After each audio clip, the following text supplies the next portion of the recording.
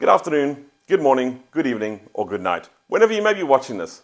I'd like to take a minute just to talk to you about Project RightSize, or in our case, resizing Project RightSize. This is the district's attempt to find efficiencies and savings in our budget so we can work within the constraints of the amount of available funds that we have to educate our students.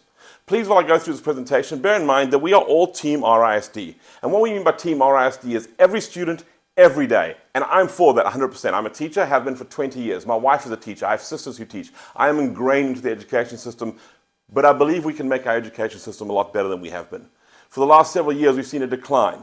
I think we can turn that around. And some of this presentation I give you is an idea of helping the district to recognize some of these efficiencies in perhaps a different order to what we discussed as a community. We'll talk about that in a minute. And I want to get to the point where we're not going to be bashing the district, we're not calling everybody names, but we have to face some harsh realities. What got us here is bad decisions in the past. And I don't say that to bash on anybody, but to give it context of we need to learn from those decisions. If we don't learn from our mistakes, we're just doomed to repeat them. So let's learn from our history as we go forward. I won't be covering that a whole lot, but when I do, please bear in mind, it's not to bash the district, but it is to educate and to learn through institutional history as to how we got here, and so that can inform our decisions going forward. And we have a large number of decisions to make going forward, not just Project RightSize, but we have a middle school transformation as well. That's going to be several $1 billion, and I'll need to talk about that later on in a different video. My name is Ewan Blackman, and I'm an educational advocate. I'm also a host of the podcast Ewan, Me, and the ISD. That's where I'm connecting the community with the ISD to try and find ways to help them better assist the district in educating their student, because it takes all of us to do this job. It's not just send them to school, educate them, come home, and we all forget about it. It takes us all a concerted effort. So please bear that in mind.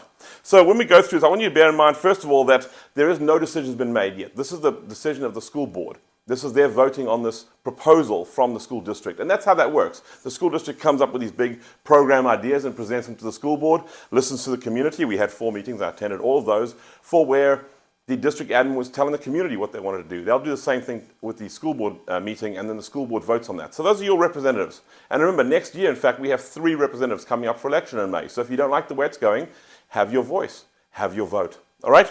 So we got together with the CBSC, or the Community Budget Steering Committee. I was on that committee for about 6 months, taking a look at various aspects of the district and costs of those various administrative functions and educational functions they do. I was on the Teacher Retention and Recruitment Committee, and I will bring a different video on that and talk a little bit more about some of the innovative stuff we can do in this amazing stuff. But more on that later. The ones I'm going to focus on tonight is reducing central admin. That was their recommendation. Standardized staffing model, also a great recommendation. Closing schools, not a great recommendation. And then various revenue generating ideas. So let's just jump right in.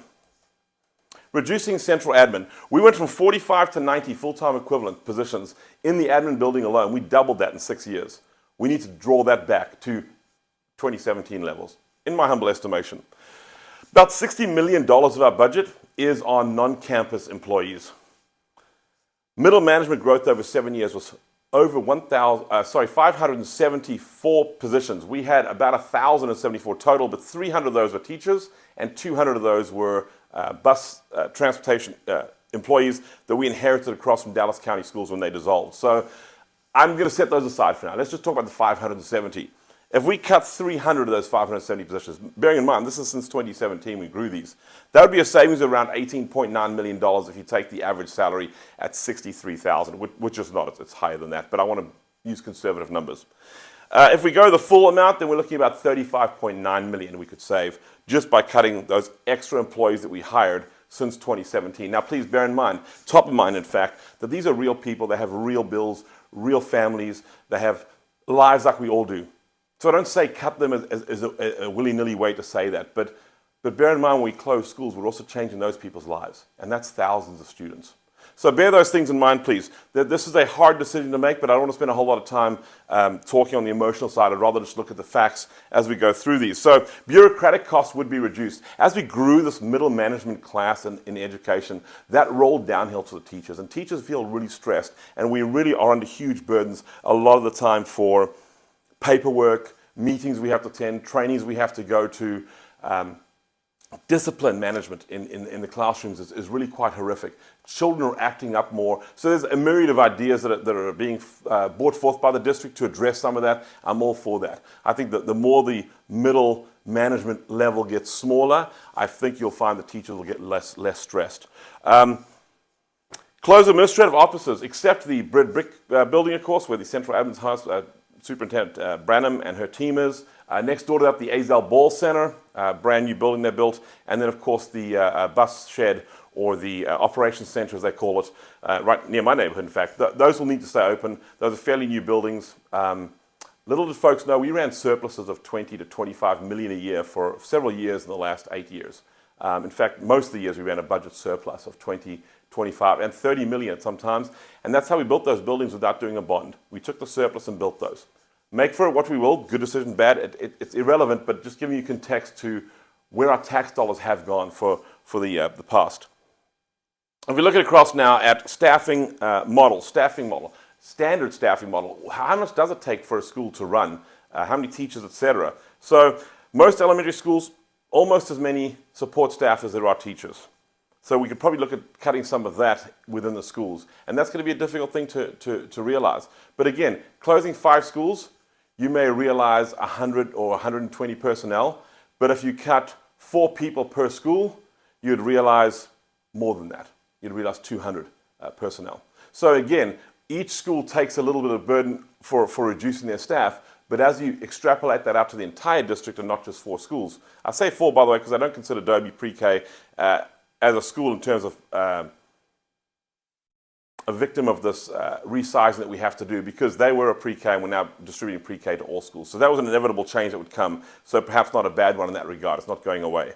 The TRE, for example, brought about assistant principals. And when I inquired as to why we bring about assistant principals in every elementary school, I was told, well, the principals aren't in the school very much, so we need somebody there to take care of business while the principal's out the building. And I asked, why is the principal out the building?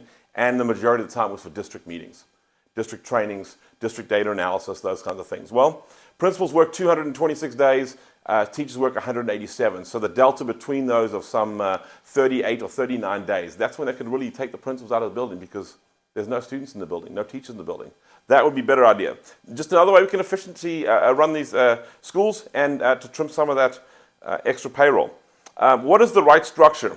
I don't know what the right structure is, and I don't think there is one size that fits all, by the way. There's no cookie-cutter answer to this. We have to take a look at individual schools, but there needs to be a general framework in which this happens, a standard staffing model, and perhaps different tiers for different schools that have different needs. But in all of that, always kids first. Always kids first. So we need more teachers for that. So let's take a look at this closing schools, which has caused a lot of consternation in the district. This should be the last option out of all the 9 options that we represented to the administration, how they could right-size this budget. It should be the last. Closing was understood from me to mean we're going to close the schools, and then I was informed, well, they're going to repurpose the schools. So we're not even actually closing schools. We're just taking the kids out of the schools and filling it with administrators, central admin stuff, non-campus assigned staff to work out of.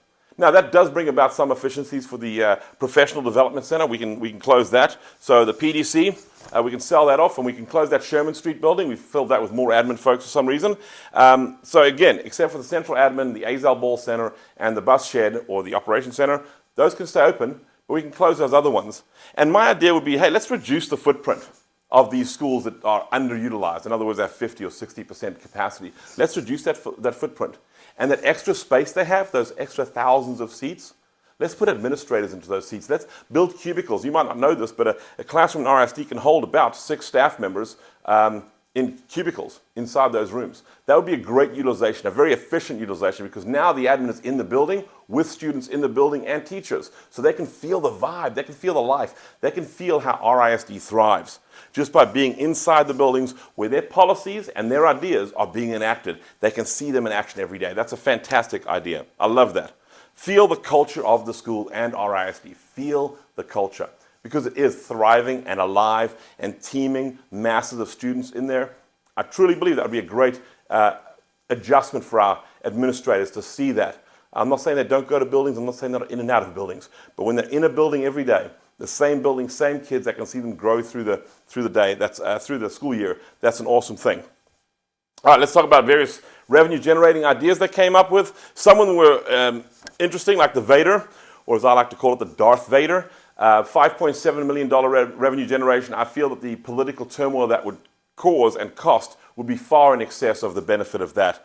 5.7 million. Bear in mind, last year we went from a $24 million budget deficit to an $8 million surplus, or a swing of about $32 million. That's on the RISD website. You can take a look at the reasons for that. There were many of them for sure, but that's how minuscule that number is in comparison for a lot of political upheaval to get there, to say pay more, especially in these times when we're all struggling to make our bills, ends meet in our bills. So I got a tax reduction from the state down in Austin, about $1,200.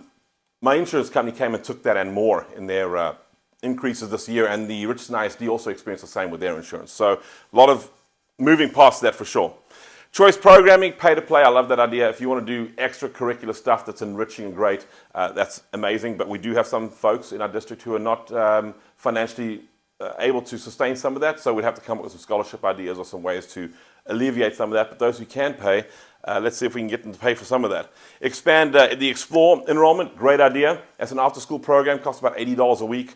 Fantastic. We need to expand that across the districts. A wonderful option, by the way, for parents. If you haven't looked at that, please do. Expanded inter-district transfer options. Caution as to who comes to that. Plano's about to try this, so I'd like to see Plano do that for a year and see how it goes for them, how much extra revenue do they get, and are they taking it from RISD? Because the reason we're in this financial crush is because we reduce the number of students we have. Well, if some of our northern districts, students go to Plano because they now have open districts, then we're going to lose more students, but Plano gets them. Sounds a little like vouchers, doesn't it? $170 million in the unassigned school fund. So this is not a pressing emergency situation for our district as it is for some other districts. We are pretty well set with the unassigned school fund for at least the next 3, 4, even 5 years. So I believe we might be jumping the gun a little too readily on this exact issue of closing schools. We don't need to do that currently. As I said, $170 million. I think it might be down to about $160 now. You'd have to check the exact numbers for that. And of course, I talked about the budget turnaround from last year. So slow the roll, slow the roll. We can become an actual district of innovation by slowing down and using this opportunity to resize RightSize, to make ourselves more efficient and better and great. Now, I've spoken over many years about some of the amazing staff that we have and wonderful teachers and how we can get more of those into our district. That'll be coming soon. So here are the keys to thriving in our future. Don't consolidate, redraw. Some of those boundaries didn't make sense. Redraw those so that we can change the population levels in some of the schools. Those make sense. Sending a kid halfway across the district never made sense in the first place. So yes, I like that idea. Let's redraw some of the boundaries so they're within the school. But don't make roads the boundaries. Let's not think about that. Let's think about the community and cut according to the community size. That would be far better. Like the Duck Creek folks, don't divide their ducks. I heard their plea at all these meetings because you were dividing a line between their community. Let's be more cognizant of that and try not to do so much of that. Same thing down by Thurgood Marshall and those places is those are coherent apartment communities. And so these kids are playing with each other. So let's think about how we divide those and where they go. Cut middle management 60%. We already talked about that. Innovative teacher compensation. I'm working on that. That'll be another video coming out soon where we explain how we can actually pay teachers at a rate far superior to any other district. And by doing that, we would attract veteran teachers. Veteran teachers like myself even. I would give Richardson ISD another a look as a potential rehire, but just because of that reason alone is how we can come up with ways to pay our teachers. So what can you do? Who can you call? Who are you going to call? Your school board member. So those are the school board members and their emails. You can find them there. Also Tabitha Branham, who is the superintendent, she's also on the school board, just not a voting member. So those are the folks you can communicate your will to, because if they don't hear from you, they don't know. And I've sat in many, many school board meetings. In fact, pretty much every school board meeting for the last 7 years, minus the COVID times. And in those meetings, most times, I'm the only person sitting in that chair listening to the school board. And I know a lot of you listen at home, I know a lot of you watch this video. But folks, let's get more participation. Because by doing that, we can resize our district, we can innovate with our district, and we can have a hopeful and great sustainable future for our students and for becoming that destination district, that district that people want to send their kids to. So check out www.risd.org for how you can get involved, how you can participate, how you can be a part of the solution. I want to thank you for that. I'm Ewan Blackman, and you'll hear from me again Thanks, please like and comment and keep it civil. Cheers.